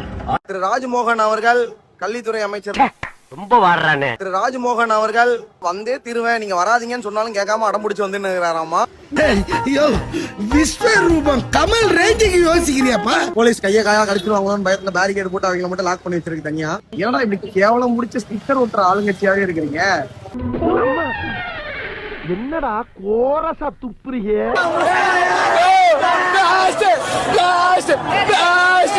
இது பிறந்ததுல இருந்தே இப்படித்தானா? மூளை வளர்ச்சி குறைவான். அடுத்த ஜனநாயகன் 2.0 டைட்டில் கார்டுல ஹானரபிள் பிரைம் மினிஸ்டர் ஆஃப் இந்தியான்னு வரும். ஜனநாயகன் 2.0 வரும். போய் சாம்பார் சோறு தின்னு செவனாண்டி கிளப்பி விட்டதா இருக்கும். டிவிகே கட்சியில் மெம்பரா இருக்கலாம் சொல்லிட்டு விஜய் மோகனுக்கு மாவட்ட செயலாளருக்கு கால் பண்ணி பேசினேன். இன்ஸ்டா மூலியமா இந்த மாதிரி மெம்பர் ஆகணும் அப்படின்னு அவர் ஆசை வார்த்தைக்கு பேசி என்கிட்ட வீடியோ காலிங் ஆடியோ காலிங் எல்லாமே இன்ஸ்டா மூலியமா எனக்கு கால் பண்ணாரு. எனக்கு ஸ்கிரீன்ஷாட்ஸ் எல்லாமே எடுத்து வச்சிருக்காரு. சம்பந்தமா வந்து 23ஆம் தேதி வந்து ஆர்காட் டவுன் ஸ்டேஷன்ல நான் கம்ப்ளைண்ட் கொடுத்திருந்தேன். விசாரிச்சு எனக்கு எஃப்ஐஆர் காப்பி கொடுத்திருக்காங்க. என் வீட்டுக்கிட்ட போயிட்டு எல்லா பிரச்சனை பண்ணி எங்க ஹவுஸ் ஓனர் மிரட்டி எல்லாம் காலி பண்ண வச்சுட்டு வீடு இப்ப என் பசங்களை வச்சு நான் நடு ரோட்ல நிக்கிறேன். இந்த வீடியோக்காக நான் இருந்து வச்சுட்டே பெற்றுலான்னு இருக்கிறேன். காவல்துறை இன்னைக்கு எஃப்ஐஆர் கொடுத்துட்டாங்க. ஆனா எப்ப ஆக்ஷன் எடுக்க போறாங்க எனக்கு தெரியல. ஏன்னா இது நீங்க தான் எனக்கு ஆக்ஷனா எடுக்கணும். ஏங்க வச்சுக்கிட்டாங்க வஞ்சகம் பண்றாரு. வாயில இருந்தா தானங்க திறப்பாரு. ஏதாவது தெரிஞ்சா தானங்க திறப்பாரு. அவருக்கு ஏதாவது தெரிஞ்சா தானே திறந்து வாய் பேசுவாரு. அவர் ஒண்ணுமே தெரியாதவரை போயிட்டு நீங்க வந்து முதலமைச்சர் ஆக்கிட்டீங்க. போட்டோவுக்கு போஸ்ட் கொடுப்பாரு. சினிமா நடிகர்லாம் பாப்பாரு. சினிமா சம்பந்தப்பட்ட ஆட்கள்லாம் மீட் பண்ணுவாரு. வேற என்ன அவரால் பண்ண முடியும்? எழுதி கொடுத்தா படிப்பாரு. நான் கொஞ்சம் மென்டல். எந்த நேரத்துல என்ன பண்ணுவேன்னு எனக்கே தெரியும். ஆட்சியில இருந்தா ஆளா நீ? ஆறு நீ உன்ன மாதிரி வேஸ்ட் எல்லாம் போஸ்டுக்கு வந்ததுனால தான் நாடு நாசமா போச்சு. மாற்றம் வேணும்னு மக்கள் கேட்டாங்க. அப்புறம் அட்ரஸை மாத்துறது தான் மாற்றம். அது அட்ரஸை மாத்திர மாற்றத்தை தான் விஜய் மாற்றம்னு சொன்னார் அதுக்கு முன்னாடி. நீங்க கடன் அதிகமா இருக்குதுன்னு சொன்னீங்கன்னா இங்க வந்து உட்கார்ந்தோன்னே நீங்க செய்ய வேண்டிய வேலை கடன் சுமையை குறைக்கணும் தானே. ஆனா நீங்க 20,800 கோடி புதிதா கடன் வாங்கியிருக்கீங்க. இது அநியாயம், இது அக்கிரமம், இது ஆண்டவனுக்கே அடுக்காது. நீட் முறைகேட்டை விசாரிப்பதற்கு விரைவு நீதிமன்றம் அமைக்கப்படும் அப்படிங்கிற ஒரு வாக்குறுதியை பிரதமர் நரேந்திர மோடி இன்றைக்கு கொடுத்திருக்கிறார். பிரதமருடைய வாக்குறுதி அப்படிங்கறத நீங்க எப்படி பாக்குறீங்க? மோடி அவர்கள் சொன்னதை முழு மனதோட நான் வரவேற்கிறேன், ஆதரிக்கிறேன். என்னப்பா நீ பைத்தியம்? நீ என்ன வேணாலும் பேசலாம். நாங்க அப்படியா? ஒரு பேசும்போது பிரதமர் நரேந்திர மோடி பேசுறது அப்படியே நம்பிட்டோம் அப்படின்னு சொல்லி சொன்னா இந்நேரம் நம்ம நாடு வந்து எங்க இருக்கும்னு உங்களுக்கு தெரியும். அவர் பேச்சுக்கும் நடவடிக்கைக்கும் சம்பந்தம் இல்லை என்பது நாடறிந்த உண்மை. என்ன போக்கு போக்கு எதிர்கட்சியார் என்ன நினைப்பா? நமது இளைஞர்களுடைய நலனும் எதிர்காலமும் தான் எதையும் விட முக்கியமானது அப்படிங்கிறார் பிரதமர் தன்னுடைய ட்விட்டர்ல. வினாத்தாள் கசிவில் ஈடுபடுபவர்களுக்கு விரைவான மற்றும் கடுமையான தண்டனை வழங்க வகைக்கூட தான் விரைவு நீதிமன்றங்களை அமைக்கிறாங்க. அப்ப அதை கடந்து போலே என் நெத்திய நல்லா பாருங்க, இதுல கேனப்பைய அப்படின்னு எழுதியிருக்கா இல்ல. பிரதமர் நரேந்திர மோடி சொல்வதற்கு 2 நாட்களுக்கு முன்னால் இந்த போராடிய மாணவர்களையும் இளைஞர்களையும் என்ன பாடுபடுத்தி இருந்தார்? உன்னெல்லாம் அமலக்கட்டை விட்டு நாயை விட்டு கடிக்கணும்டா. இவருக்கு பிரதமர் நரேந்திர மோடி அவர்களுக்கு மாணவர்களுக்கும் இளைஞர்களின் மீதும் நலனின் மீதும் அக்கறை இருந்திருந்தால் இத்தனை நாள் போராடுகிற மாணவர்களை ஏன் நேரடியாக ஒரு அமைச்சர் போய் சந்தித்து உங்களுக்கு என்ன வேண்டும், உங்களுடைய கோரிக்கை என்ன, நாங்கள் இதை பிரதமரிடம் பேசுகிறோம், பிரதமர் எங்களை அனுப்பினார், நாங்கள் வாருங்கள் நாம் போய் பேசுவோம், உங்களுக்கு உரிய நடவடிக்கை எடுக்கிறோம், ஏன் பேசல? அது எனக்கு பைத்தியம் முடிச்சு போச்சு. நான் லூசு. போராடுகிற மாணவர்களினுடைய நோக்கம் வந்து இந்த நீட்டிலே நடந்த இந்த முறைகேடுகள் தொடர்ந்து நடந்த 100 முறைக்கு மேலும் கேள்வி வினாத்தாள்கள் வெளியாகி இருக்கிறது. எதை பற்றியும் கவலைப்படாமல் தொடர்ந்து இதுபோல் நடப்பது என்பது குறித்த அவர்களினுடைய கேள்வி. அதிலே அவர்கள் உறுதியாக இருக்கிறார்கள். அவர்கள் கேட்பது இது ஏன் நடக்கிறது, இந்த முறைகேடு எப்படி நடக்கிறது, இதை எப்படி கடந்து போகிறீர்கள், இந்த முறைகேட்டில் யாருக்கு பங்கு போகிறது?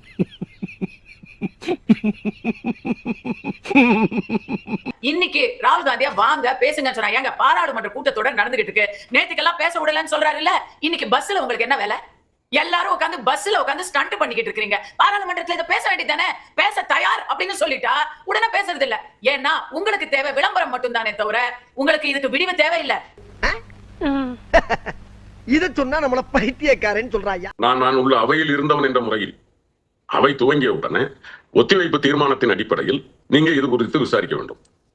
இங்கே நடக்கிற போராட்டத்தை பற்றி அல்லது மாணவர்கள் மீது நடந்த தடியடியை பற்றி விவாதிக்க வேண்டும் என்று நான் கோரிக்கை வைக்கிறோம். ஆனால் அவர்கள் தான் முடியாது என்று சொல்கிறார்கள். சார் ரொம்ப போடாது சார், எனக்கு கூச்சமா இருக்கே.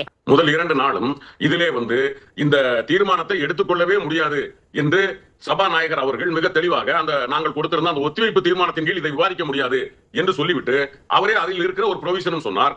Rare among the rarest cases இருந்தால் அதே இதில் விவாதிக்கலாம் என்று சொன்ன போது அண்ணன் திருச்சி சிவா எழுந்து சொன்னார், சார் நீங்க சொல்றதை நாங்க ஒத்துக்கிறோம், 267 எடுத்தவுடன் இதை விவாதிக்க முடியாது என்று சொன்னாலும் ரேர் அமாங் த ரேரஸ்ட் என்று நீங்கள் சொல்லுகிறீர்களே, அந்த சூழ்நிலை தான் இன்றைக்கு இந்தியாவில் இருக்கிறது, இந்த போராட்டத்தில் இருக்கிறது, எனவே இதை விவாதியுங்கள் என்று சொன்னார்.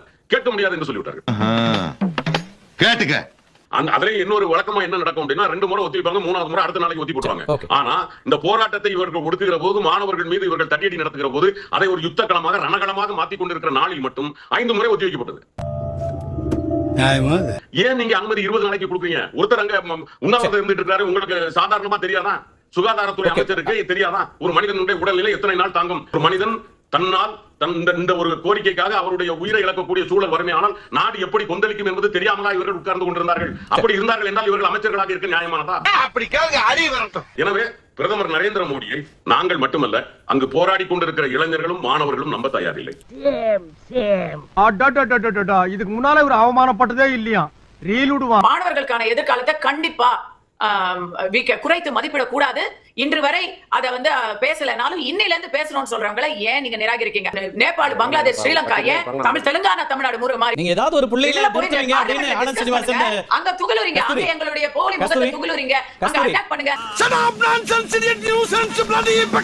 இப்ப இது என்னவா இருக்குன்னா விவாதமா இல்ல, உரையாடல் இல்ல. உங்களுக்கே புரிஞ்சிருக்கும். ஆனந்த் சீனிவாசன் சார் ரொம்ப நேரம் வெயிட் பண்ணி பார்த்துட்டாரு. நீங்க ஏதாவது ஒரு இடம் கொடுப்பீங்க, அவர் பதில் சொல்லலாம் அல்லது கேள்வி கேட்கலான்னு. இப்ப போலாம் அவர்கிட்ட போலாம். ஆனந்த் சீனிவாசன் சார் பேசிட்டு வரேன் நான். ரைட்டுங்களா?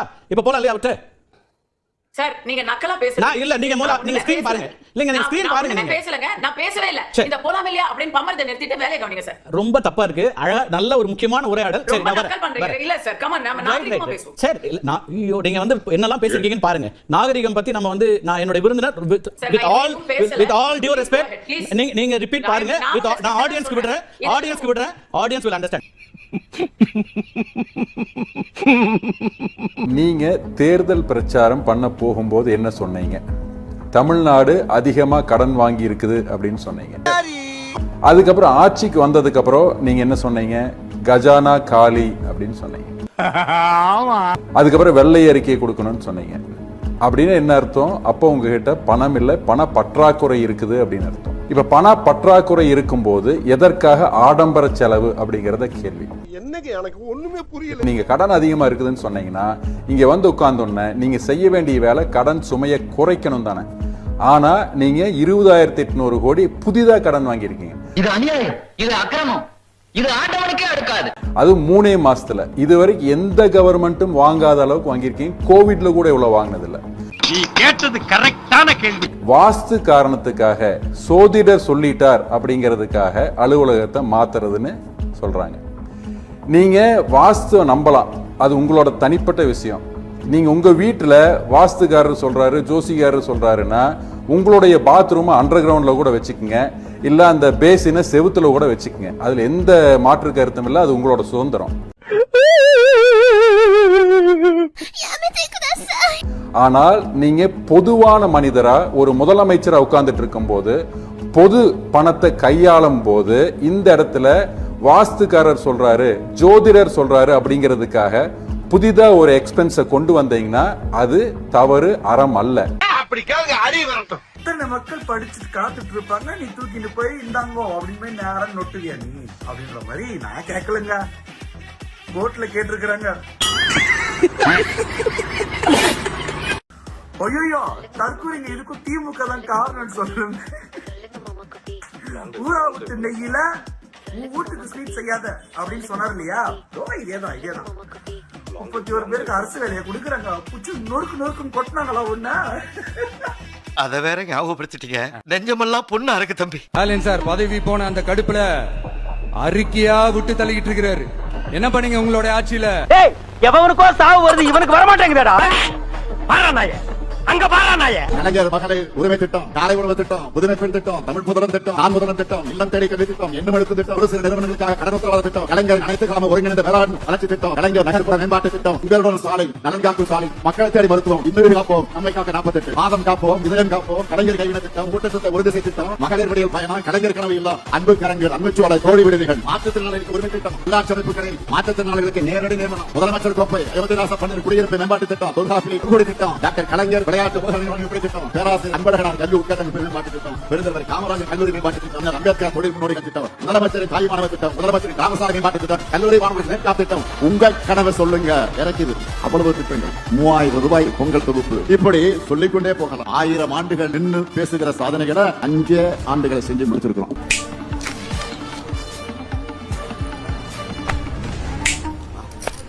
காவிரி பிரச்சனை பத்தி நம்ம கவலைப்பட தேவையில்லை. இப்ப 2 பாப்பா வந்து பிபி ஊதுங்க. ஊதியா ஜெமினி ஸ்டுடியோ பொம்மைங்க இப்படித்தான் ஊதும். நாகப்பட்டினத்துல சினிமாவில பாத்துருக்கேன். இப்படி ஊதிக்கிட்டே போங்க போங்க. பாப்பா என்ன சுதி.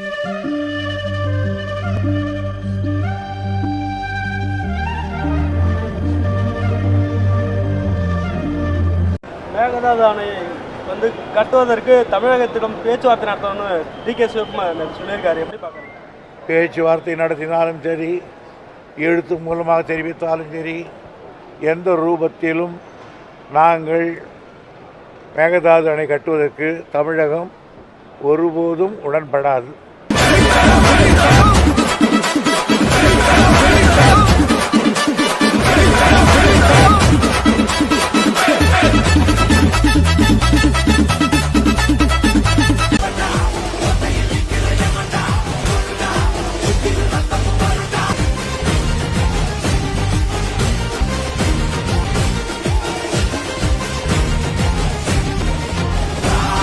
உட்கார்ற இடத்துல கத்தி வைப்பான், அதான் தேஜா. மக்களே, நம்ம காவிரி நீர்பிடிப்பு பகுதிகளில் கர்நாடகா மாநிலத்தில் வந்து கனமழை பெய்து வருகிறது.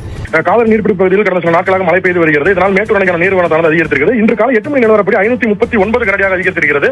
என்னடா இவனுங்க கர்நாடகாவில் மழை பெய்யறதெல்லாம் பேசுறானுங்களே நினைக்காதீங்க. நம்ம வர்ச்சுவல் ஆபீசர்ஸ் என்ன பண்ணுவாங்கன்னா, எங்க அண்ணன் நடராத்திரி கர்நாடகா டேம் காம்பவுண்ட் வாழைக்கறி குதிச்சு அங்கேயும் இங்கேயும் யாருமா இருக்காங்களான்னு பார்த்து டப்புன்னு போய் டேமோட கதவை திறந்து காவிரி தண்ணி எல்லாம் ஃபுல்லா வந்து தமிழ்நாட்டுக்கு திறந்து விட்டு அப்படியே டேம்ல ஒரு டைவை போட்டு நேரா அப்படியே நீச்சல் அடிச்சு, நம்ம அவர் தான் சுனாமிலே ஸ்விம்மிங் போட்டு வராச்சு, நேரா நீச்சல் அடிச்சு அப்படியே தமிழ்நாடு பார்டருக்கு வந்து அப்படியே காவிரி தாயை கையை பிடிச்சி தமிழ்நாடு கூட்டு வந்தேன்னு கிளைம் பண்ணாலும் கிளைம் பண்ணுவானுங்க. அதனாலதான் மக்களே இந்த வீடியோ. நானாவது அடியில காந்தம் வச்சு நீ எனக்கு ஆப்பு வச்சிட்டியடா. யாருமே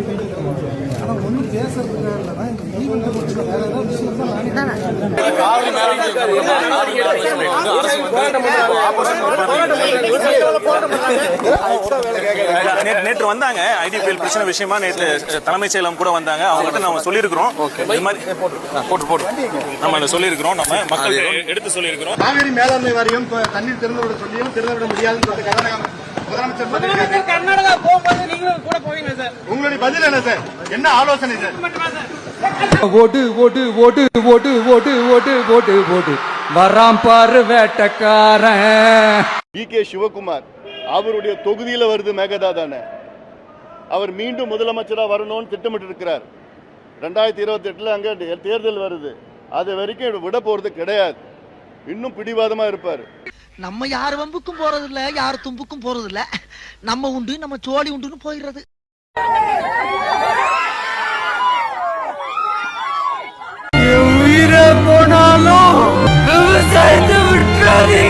உங்க பசிக்கு பிச்சை கேட்கல சார், விவசாயத்துக்கு தண்ணி கேட்கறாங்க. கூட்டத்துல பச்சை சட்டக்காரன் எஸ்கேப் ஆகுறான். போனா ரத்தம் கட்டிச்சான். இந்த அம்மா போஸ்டர்ல வேற டாக்டர் ஜெகதீஸ்வரின்னு போட்டிருக்கு. யாருமா நீ? டாக்டர் ஜெகதீஸ்வரி, பிஎஸ்சி ஜேர்னலிசமா? என்னடா கதை இது? இந்த அம்மா பிஎஸ்சி ஜேர்னலிசம் படிச்சிருக்கு. பிஎஸ்சியில் எப்படி ஜேர்னலிசம் வரும், பிஏல தான் ஜேர்னலிசம் வரும் அப்படின்னு சொல்லிட்டு என்ன காலேஜ் படிச்சுட்டு பார்த்தா ஏதோ Sri Ramalinga academy of higher எஜுகேஷனா பாண்டிச்சேரியில். சரி இது எங்கே இருக்குது நானும் போட்டு பார்த்தேன். கூகுள் மேப்ஸில் போய் பார்த்து ஸ்ட்ரீட் வியூ பார்த்தா ஒரு தெருக்குள்ள கூட்டு போது 4-5 வீடு தான் இருக்குது, அங்கே காலேஜே கிடையாது. சரி இவங்க வெப்சைட்டில் போய் என்ன கோர்ஸ் நடத்துகிறாங்க பார்த்தா வெப்சைட்டே கிடையாது, அண்டர் கன்ஸ்ட்ரக்ஷன் வருது. ஸோ இது ஒரு ஃபேக் டிகிரி. இந்த அம்மா 10வது 12வது படிக்கல போல, ஏன்னா அதெல்லாம் அஃபிடவிட்லேயே இல்லை. காலமாடு மாதிரி சீரி பாய்வியா என்ன ஆச்சு? காலமாடு மாதிரி இருந்த என்ன கொழுப்பு அடக்கி வாண்டி மாடு ஆகிட்டானுங்க.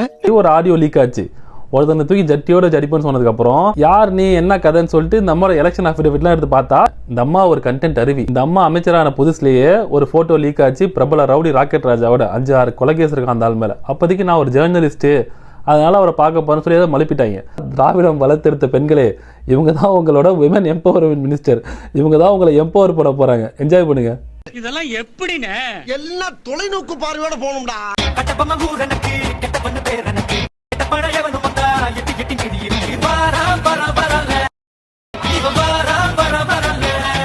கட்டபொம்மை ஊர் எனக்கு, சொட்டை என்ன பேர் எனக்கு அப்படின்னு ஒரு தம்பி கமெண்ட் போட்டிருக்காரு அந்த போஸ்ட்ல. இவங்கெல்லாம் மினிஸ்டரா ரீல்ஸ் பைத்தியம் முடிச்சு அலைகிறானுங்க. தட்டி கேட்க வேண்டிய பொதுஜனங்களை அப்படி பொத்திட்டு போறதுனாலதான் இந்த அரசியல்வாதி இந்த ஆட்ட ஆடுறாங்க. இது இந்த நாட்டினுடைய சாவக்கடியா. ஏனே இப்படி பண்ற? நாங்களாம் இருக்கோம், விட்டுருமான்னு. இது நம்ம எலெக்ஷன், நாங்கள் எப்போ கவலைப்படாத. ஹாய், அதாவது பார்த்தீங்கன்னா இந்த தடவை வந்து எங்களுக்கு கரண்ட் பில் இது வரைக்கும் வராத ஒரு அமௌண்ட் வந்து டபுள் த அமௌண்ட்டாக எகிரிடுச்சு. பார்த்தா நெய்பர்ஸ் எல்லாருக்குமே வந்து இதே கம்ப்ளைண்ட் தான், இது வரைக்கும் இவ்வளோ ஹையாக வந்ததே இல்லையே அப்படி நம்ம என்ன யூஸ் பண்ணுங்கிற அளவுக்கு இருக்குது. அப்புறம் பார்த்தா நிறைய பேருக்கு இதே கம்ப்ளைண்ட் இருக்குது. ஸோ டிஎன்இபி ப்ளீஸ், இது கொஞ்சம் ஏதோ ஒரு தவறு நடந்திருக்கு, ப்ளீஸ் அது கொஞ்சம் என்னன்னு நீங்கள் பாருங்கள். ஏன்னா திடீர்னு எப்ப கட் பண்ணுவாங்கன்னு தெரியாது. எங்களுக்கு எப்பவுமே 5000 வரும், இந்த வாட்டி 8000 ரூபாய் கட்டிருக்கோம். இது திமுக தான் சதி பண்ணுதுன்றாங்க கரண்ட் நிக்கிறதுக்கு. அவங்கள தொட்டுக்கினா தானே இவன் வாழ முடியும், அவங்கள தொல்லனா இவன் வாழ முடியுமா? இது வரலாம் ஒரே ஒரு கரண்ட் கூட போனது கிடையாது, அவ்வளவு நிம்மதியா இருந்தோம். இங்க பாருங்க, வாழ்க்கைன்னா சில அடிகள் விழத்தான். 1 hour கரண்ட் போனா போன் பண்ணோம்னா டக்குன்னு போடுவாங்க கரண்ட். போனே அடிக்க எடுக்க மாட்டேன்றாங்க. எம்எல்ஏவே எங்களுக்கு யாருன்னு தெரியாது, அவர் ஏரியாவுக்கு வந்து ஓட்டு கேட்டாரா? சட்ட கிழிஞ்சிருந்தோ தச்சு முடிச்சிடறா, நெஞ்சு கிழிஞ்சிருக்கு எங்க முறையிடறா. எப்படி இவ்வளவு நாள் அந்த பிரச்சனைகள்லாம் இல்லாத இருந்துச்சு? நாங்கெல்லாம் வேலைக்கு எது வீட்டு வேலைக்கு போயிட்டு வந்து கொஞ்ச நேரம் படுப்போம். தினம் டெய்லி கரண்ட் போயிட்டா அப்புறம் நாங்க எப்படி தூங்குறது? எவ்வளவு அடிச்சாலும் சொர்ணலமா நிக்கிறீங்க. தம்பி போங்க தம்பி, ஊருக்குள்ள போய் காட்டு பாருங்க. நாங்க அடி வாங்காத ஏரியாவே கிடையாது.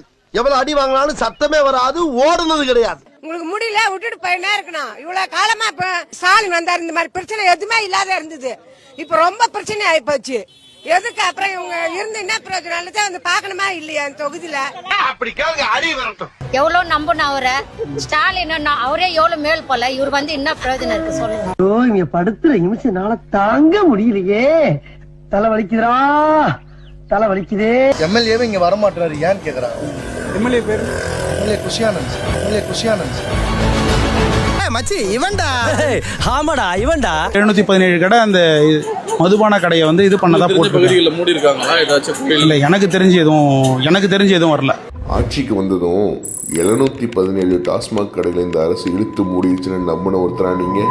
ரைட் டு இன்ஃபர்மேஷன் ஆக்ட் கீழே யுவராஜ் ராமலிங்கம்னு ஒருத்தர் கொஞ்ச நாளைக்கு முன்னாடி தமிழ்நாட்டில் மூடப்பட்ட டாஸ்மாக் கடைகளை பத்தி விவரம் தெரிஞ்சுக்க ஒரு பெட்டிஷன் போட்டார். கேட்டுக்க. அவர் கேட்ட சில கேள்விகள்லாம் பாருங்க. மூடப்பட்ட கடைகளோட அட்ரஸ் எல்லாம் கிடைக்குமா? என்னென்னைக்கு எந்தெந்த கடைகள் எல்லாம் க்ளோஸ் பண்ணப்பட்டுச்சு? மூடப்பட்டதாக சொல்லப்பட்ட கடைகள் வேறு இடங்களுக்கு மாற்றப்பட்டுள்ளதா? டிவிக்கு அரசு ஆட்சிக்கு வந்த அப்புறம் எத்தனை டாஸ்மாக் கடைகள் புதுசாக ஓப்பன் பண்ணியிருக்கீங்க? இப்படி வரிசையாக கேள்வி கேட்டு பதில் வரும்னு வெயிட் பண்ணியிருக்காரு. ஆனால் அவருக்கு வந்ததோ அங்கே போய் கேளுங்க இங்கே போய் கேளுங்கிற மாதிரி பதில் தான். அந்தந்த மாவட்ட டாஸ்மாக் மேலாளர் அலுவலகத்திற்கு அணுகவும்னு எல்லா கேள்விக்கும் பதில் சொல்லியிருக்கு இந்த அரசு. ஆட்சிக்கு வந்ததிலிருந்து பாட்டிலுக்கு 10 ரூபா இல்லை 20 ரூபாய் நடைமுறையே இன்னும் பழக்கத்தில் இருந்துட்டு தான் இருக்கு. நக்கல்யா அவனுக்கு 54 புது பிராண்ட் மது வகைகளை அறிமுகம் செஞ்சிருக்கு. எப்படி சிக்கிரிக்கம் பாத்தியாப்பா. டாஸ்மாக் கடைக்கு 100 மீட்டர் தூரத்துல பார் திறக்கவும் அனுமதி கொடுத்திருக்கு. அப்படிங்களா? ரொம்ப சந்தோஷம். தமிழ்நாடு முழுக்க இருக்க பேருந்து நிலையங்கள்ல 717 டாஸ்மாக் கடைகள் மூடல், வெற்றி தமிழகம் நோக்கின்னு போஸ்டர் அடிச்சு விளம்பரம் பண்ணிட்டு இருக்காங்க. மக்கள் யூஸ் பண்ணுற அத்தியாவசியமான பொருள் ஒன்று பால். ஸோ இப்போ ரீசெண்ட் டேஸாக ஆவின் பாலில் வந்து ஒரு மாதிரியான மருந்து ஸ்மெல் வருது. ஸோ அதை வந்து குடிக்க முடியல, ஈஸியாக திரிஞ்சு போகுது. இந்த மாதிரி நிறைய விஷயங்கள் வந்து நான் வீடியோஸ் பார்க்கும்போது ரொம்ப ஷாக்கிங்காக இருக்குது. ஈவன் நானுமே வந்து அந்த பால் யூஸ் பண்ணும்போது இதுக்கு முன்னாடி இருந்த டேஸ்ட் மாதிரி இல்லைன்னு எனக்குமே ஃபீல் ஆச்சு.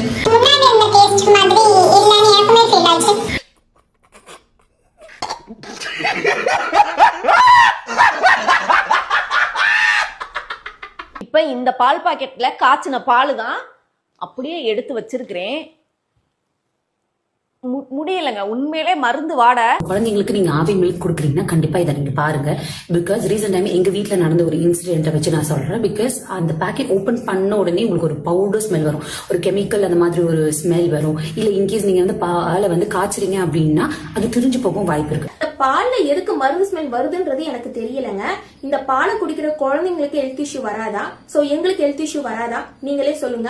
ஆவின், நான் உங்களை டைரக்டா கேக்குறேன், நீங்க எங்க ஹெல்த்தை வச்சு விளையாடுறீங்களா? இனிமே இந்த ப்ராப்ளம் வராது அப்படின்னு நீங்க சொல்லிதான் நாங்க வந்து திருப்பியும் அதை வாங்க ஆரம்பிக்கிறோம். ஆனா நீங்க ஒவ்வொரு தடவையும் இதே ப்ராப்ளம் பண்ணிட்டே இருந்தீங்கன்னா எங்க ஹெல்த் வந்து உங்களுக்கு வந்து சாதாரணமா போச்சா? இப்ப பாரு, ஒரே அடியில 2 பேர் அப்படியே சுக்கு சுக்கா நொறுங்க போறீங்க. சஞ்சய், டென்ஷனா இருக்கீங்களா? இல்ல, நான் நீங்க சொன்ன மாதிரி கூலா தான் கூலா இருக்கேன். கூலா இல்லாட்டி கூலா இருக்க மாதிரி தான் நடிப்பேன். செம்ம காமெடி இல்ல? ரொம்ப டென்ஷனா இருக்கேன்ப்பா. சிஎம் சார் பையனை கூட வந்து உட்கார வச்சுட்டு இதை போய் எதை பேசலாம் திட்டுவாங்க, எதை பேசலாம் திட்டுவாங்க. அப்படிலாம் ஒண்ணு இல்ல, அந்த மைண்ட்ல இருந்தே எடுத்துலாமா? கட்டிப்பிடிச்சாப்ல விட்டுருவோமா? இதான் எனக்கு ரொம்ப வசதி. பாக்குறியா? ஜோடியா மிஸ் ஆகுறீங்களா நீங்க? சிக்மா இவ்வளவு நல்லா இருக்கியா? அந்த பையன் கூப்பிடு, நம்ம ஹாலிவுட்ல ஒரு படம் எடுக்கலாம் சொல்லி ஜேசன் ஸ்டேதம் கூப்பிடுறாருன்னு. இந்தியால இருந்து ஒரு ஆக்டர் கூப்பிட்டு போனா யாரை கூப்பிட்டு போவீங்க? Tell name, tell come on. First mind வந்து அப்பா தான். ஆமா, நல்ல காம்பினேஷனா இருக்கும். பயங்கர காம்பினேஷனா இருக்கும்ல. பொது வாழ்க்கையில இதெல்லாம் ஜகஜம் மச்சான், அதெல்லாம் பார்த்தா முடியுமா? இந்த வீடியோ உங்களுக்கு பிடிச்சிருந்தா கண்டிப்பா லைக் பண்ண மறக்காதீங்க. அப்படியே உங்க நண்பர்களுக்கும் ஷேர் பண்ணுங்க. நீங்க பண்ற ஒவ்வொரு லைக்கும் தான் இந்த வீடியோவை மற்ற நண்பர்களுக்கும் கொண்டு போய் சேர்க்கும். மறக்காம சப்ஸ்கிரைப் பண்ணுங்க. உங்க கருத்துக்களையும் கமெண்ட் பாக்ஸ்ல பதிவு பண்ணுங்க.